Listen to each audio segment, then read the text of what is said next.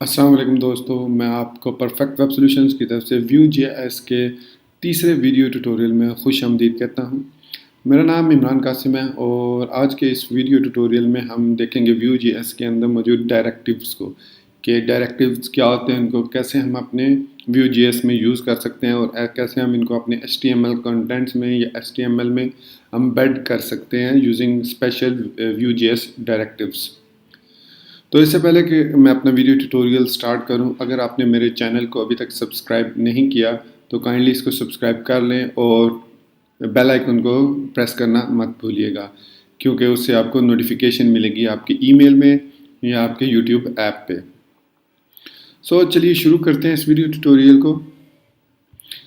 तो basically Vue JS के अंदर जो डायरेक्टिव्स होते हैं वो स्पेशल एट्रीब्यूट्स होते हैं जिनको हम एम्बेड करते हैं अपने HTML कंटेंट्स में, और फिर उसकी मदद से हम उसका आउटपुट जो भी प्रॉपर उसकी फंक्शनैलिटी होती है उसके मुताबिक उससे रिजल्ट हासिल करते हैं। इस वीडियो ट्यूटोरियल में हम 13 डायरेक्टिव्स के बारे में स्टडी करेंगे और इस दौरान और या फिर ये वीडियो ट्यूटोरियल विल क्या पता मतलब it may be a bit long video tutorial हो सकता है, ये एटलीस्ट 30 to 45 मिनट्स का हो, और मैं अपनी पूरी कोशिश करूँगा कि इसको क्विकली और इजीली साथ साथ क्विकली भी कवर करूँ और इजीली भी कवर करूँ, ताकि आपको इसकी प्रॉपरली लॉजिक और उसकी यूज़ जो है वो समझ आ सके, किस डायरेक्टिव को हम किस पर्पज़ के लिए यूज़ कर सकते हैं। तो चलिए, मैंने यहाँ पे आपके सामने डैश सॉफ्टवेयर जो मेरे पास ऑफलाइन ब्राउज़र है या ऑफलाइन हेल्पर है फॉर डिफरेंट एप्लीकेशंस, यहाँ पे मैंने काफ़ी सारी एप्लीकेशन इंस्टॉल भी की हुई हैं, जैसे मेरे पास CodeIgniter, Laravel, Vue JS, और इसके अलावा भी मैंने काफ़ी सारे ऑफलाइन डॉक्यूमेंटेशन, ताकि कभी अगर इंटरनेट प्रॉब्लम कर जाए या भी जैसे मैं ये वीडियो ट्यूटोरियल बना रहा हूँ तो मैंने इंटरनेट को डिसकनेक्ट किया हुआ है ताकि जो इनॉइड मैसेजेस हैं वो मुझे डिस्टर्ब ना करें ड्यूरिंग दिस वीडियो ट्यूटोरियल।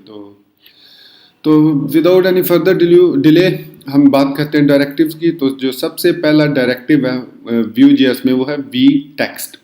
और याद रखिएगा, जितने भी डायरेक्टिव्स हैं व्यू जेएस के, या जितने भी एट्रीब्यूट्स हैं जो हम HTML में यूज़ करेंगे वो हमेशा वी डैश से स्टार्ट होंगे। जैसे ही आप किसी भी HTML में देखें वी डैश से कोई एट्रीब्यूट स्टार्ट हो रहा है तो इट मीन्स कि वो व्यू जेएस का डायरेक्टिव है। इसके अलावा वी डैश के अलावा कुछ स्पेशल शॉर्ट हैंड नोटेशंस भी हैं, जैसे कॉलन और एट द रेट। कॉलन हम यूज़ करते हैं बाइंड डायरेक्टिव के लिए, और एट द रेट हम यूज़ करते हैं ऑन वी ऑन डायरेक्टिव के लिए। वो भी आगे चल के हम देखेंगे। तो अभी हम देखेंगे तीन समझ लें डायरेक्टिव्स को, वी टेक्स्ट, वी HTML और कर्ली ब्रैकेट्स को। ऑलरेडी मैं इनको एक्सप्लेन कर चुका हूँ, पहले 2 ट्यूटोरियल में एग्जांपल्स में यूज़ कर चुका हूँ, लेकिन यहाँ पे मैं आपको उसकी एक्सप्लेनेशन दूंगा कि वो क्या चीज़ है और कैसे हम उनको यूज़ करते हैं। तो चलिए शुरू करते हैं इसको। मैं यहाँ पे अपना favourite text editor Sublime text open किया और यहाँ पे आपको टाइटल में लिखा हुआ नज़र आ रहा है, part 3 Vue JS tutorial for beginners in Urdu. तो व्यू जेएस डायरेक्टिव्स, ठीक है। तो यहाँ पे सबसे पहले मैं जो स्क्रिप्ट ऐड करूँगा वो डेवलपमेंट मोड वाला, और मेरे पास लोकली इंस्टॉल्ड है, उसको मैं ऐड करूँगा src=view.js। मैं min.js को इसलिए ऐड नहीं करूँगा क्योंकि वो जो है वो प्रोडक्शन वर्जन के लिए, डेवलपमेंट के लिए आपको अनकम्प्रेस्ड व्यू जेएस चाहिए, और जिसके साथ कंपाइलर प्लस रन टाइम उसका जो कोडिंग है वो उसके साथ इंक्लूड हो। तो ये स्क्रिप्ट मैंने ऐड कर दिया। इसके अलावा व्यू जेएस में हमें एक ऐसा कंटेनर चाहिए होता है जिसको हम टारगेट करके उस कंटेनर के चाइल्ड एलिमेंट्स को मैनिपुलेट करते हैं यूजिंग व्यू जेएस। आप चाहें तो बॉडी पे भी यहाँ पे लगा सकते हैं, बॉडी में पे भी लगाते हैं कि ये जी हमारा मेन रूट एलिमेंट है, लेकिन अमूमन यही किया जाता है कि इसको एक डिव के अंदर, क्योंकि डिव एक कंटेनर है, उसके अंदर हम रैप करते हैं, उसको कोई भी आईडी दी जा सकती है। जैसे मैं इसको पार्ट 03 आईडी दे देता हूँ, क्योंकि लास्ट 2 वीडियो ट्यूटोरियल्स में मैंने ऐप आईडी दी थी या शायद रूट दी थी। तो आप शायद ये ना सोच रहे हो कि भाई इसको ऐप ये रूट ही दे सकते हैं। No, that is not the case. आप इसको कोई भी आईडी दे सकते हैं और उस आईडी को हम टारगेट करेंगे व्यू जेएस के अंदर। तो ये हमने इसको दे दी आईडी डिव की, डिव पार्ट 03। अब हम अपना एक्चुअल व्यू स्क्रिप्ट कोड लिखेंगे। तो यहाँ पे हमने लिखा इसको स्क्रिप्ट कोड को। अब मैं एक और काम करूँगा, यहाँ पे मैं एक वेरिएबल ले लूँगा ऐप का नाम से। अब अब फिर परेशान नहीं होना, ये कुछ भी हो सकता है। Variable app is equal to new view brackets, और इन ब्रैकेट्स के अंदर स्क्वायर ब्रेसेस के अंदर हम कर्ली ब्रैकेट्स यूज़ करेंगे, जो कि रिप्रेजेंट करती हैं कि हम ऑब्जेक्ट नोटेशन जो है वो पास करेंगे इसके अंदर, या आप दूसरे लफ्ज़ों में जेसन नोटेशन हम इसके अंदर पास करेंगे। तो ये हमारा जो है फर्स्ट स्टेप कंप्लीट हो गया। हमने व्यू जीएस को डिज़ाइन कर लिया और उसका जो है क्या कहते हैं उसको ऑब्जेक्ट उसको इनिशियलाइज कर लिया, क्योंकि जैसे ही हम व्यू जीएस का स्क्रिप्ट लोड करते हैं तो एक व्यू का हमारे पास ऑब्जेक्ट आ जाता है जो ग्लोबल एक्सेसिबल है, और हम उससे क्रिएट कर सकते हैं न्यू ऑब्जेक्ट्स। जैसे हमने यहाँ पे ऐप का न्यू ऑब्जेक्ट एक्सटेंड कर लिया। इसके अलावा हम इसके अंदर कुछ प्रॉपर्टीज़, कुछ मेथड्स और कुछ दूसरी चीज़ें हम ऐड कर सकते हैं। अब कुछ डायरेक्टिव्स ऐसे होते हैं जिनके लिए हमारे पास मेथड्स होने चाहिए ताकि हम उनसे प्रॉपरली आउटपुट प्रोड्यूस कर सकें। तो कुछ ऐसे हैं जो सिंपली वेरिएबल्स, मोस्टली जो है वो सारे वेरिएबल्स या प्रॉपर्टी से ही वैल्यूज़ लेते हैं। तो सबसे पहले आज हमने देखना है वी टेक्स्ट और वी HTML और कर्ली ब्रैकेट्स को। तो सबसे पहले हम देखते हैं यहाँ पे, याद रखिएगा कि अगर हमने कोई भी वेरिएबल्स डिफाइन करनी है, प्रॉपर्टीज़ डिफाइन करनी है, हमने उसको डाटा ऑब्जेक्ट के अंदर डिफाइन करना है। डाटा ऑब्जेक्ट के अंदर, डाटा एरे के अंदर नहीं, डाटा ऑब्जेक्ट के अंदर हमने उनको डिफाइन करना है। जैसे मैं यहाँ पे एक वेरिएबल var1 के नाम से डिक्लेयर कर दिया, फिर कॉलन डालूंगा। अब इसको जो भी वैल्यू मैं असाइन करूँगा यहाँ पे, तो वो वैल्यू हमारे पास var1 के अंदर सेव हो जाएगी, और हम देखेंगे कि हम उसको 3 तरीक़ों से एक्सेस कर सकते हैं। तो यहाँ पे जैसे ट्रेडिशनल टेक्स्ट होता है hello from view.js। So hello from view.js हमने लिखा। अब इसको डिस्प्ले करवाना है हमने किसी भी जगह पे, इस विद इन दिस डिव। हम इससे बाहर इसको डिस्प्ले नहीं करा सकते। मेक श्योर कीजिए कि आप उसको डिस्प्ले जो कर रहे हैं वो इस डिव के अंदर करें। अब चाहे तो आप यहाँ पे पी टैग लगा सकते हैं, हेडिंग टैग लगा सकते हैं, ULLI व्हाटएवर, जो भी आप टैग में इसको डिस्प्ले कराना चाहें वो लगा सकते हैं। सपोज मैं इसको पी में डिस्प्ले कराता हूँ, तो पी मैंने लिखा, और अब जैसे मैंने बताया 3 तरीके। पहला तरीका जो है वो है कर्ली ब्रैकेट्स। तो मैं यहाँ पे डबल कर्ली ब्रैकेट्स के अंदर इस वेरिएबल का नाम लिख दूंगा var1। तो आप देखेंगे कि इस var1 को लिखने की वजह से अब ये हेलो फ्रॉम Vue.js उसमें डिस्प्ले हो जाएगा। मैं यहाँ पे अपना सबलाइम सर्वर भी स्टार्ट कर लेता हूँ।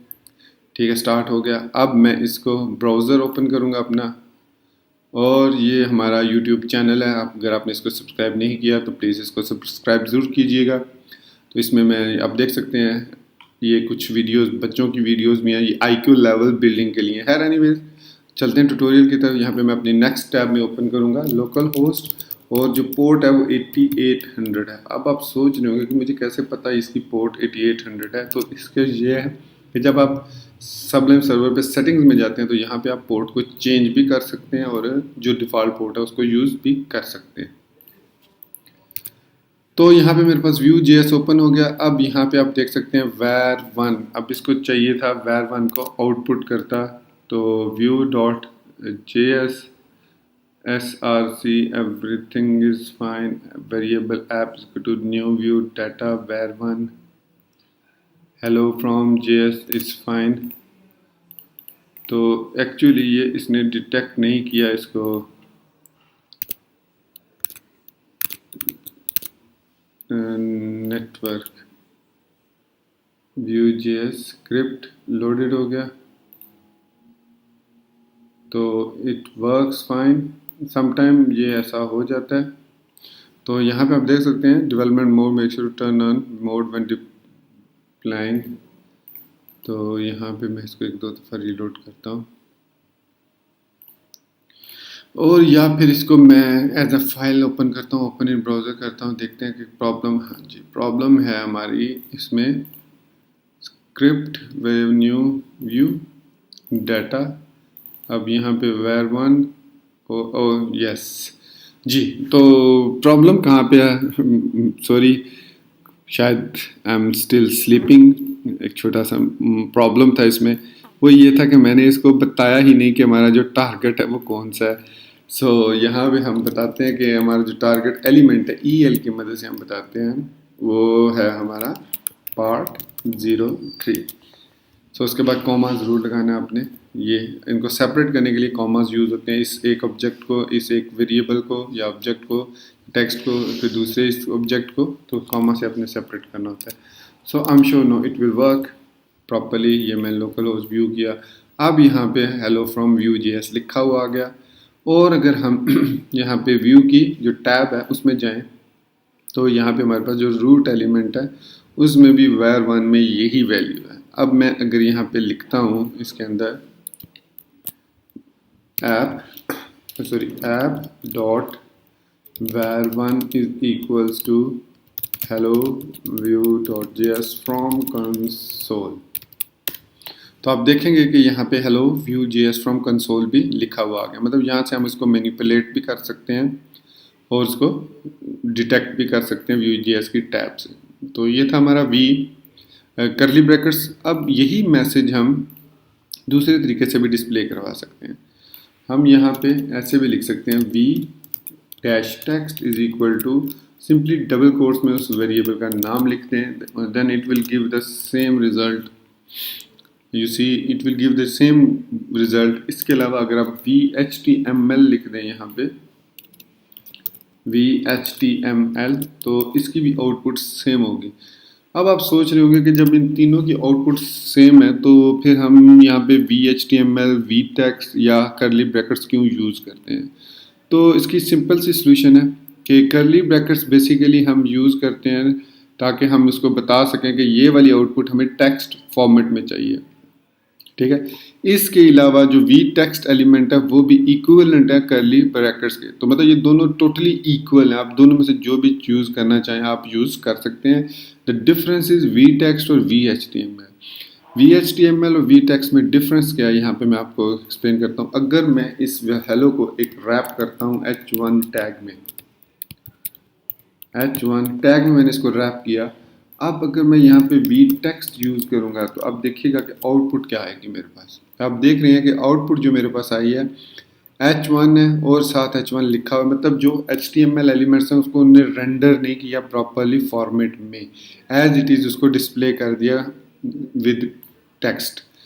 तो इसको अगर हम रेंडर करना चाहें इस लाइन को ताकि ये हमें प्रॉपर h1 टैग में, हेडिंग टैग में नज़र आए, तो इसके लिए हम फिर यूज़ करते हैं v-html।